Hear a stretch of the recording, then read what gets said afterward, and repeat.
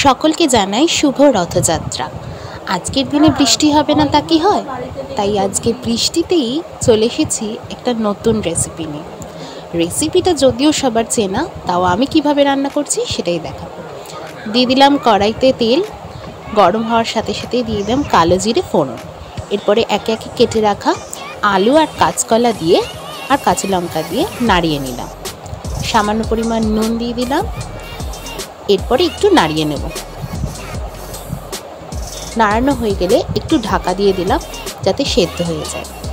এরপরে দিয়ে দিলাম হলুদ গুঁড়ো, ধনে গুঁড়ো, কাঁচা লঙ্কা তো আগেই দেওয়া রয়েছে তাই আর লঙ্কার গুঁড়ো দিলাম না।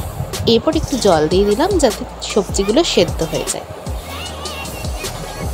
একটুখানি ফুটে এলেই রেডি হয়ে যাবে কাঁচা কলা আলুর তরকারি। নামানোর আগে একটু গরম মশলার গুঁড়ো দিয়েই তৈরি হয়ে গেল কাঁচকলা আলুর তরকারি।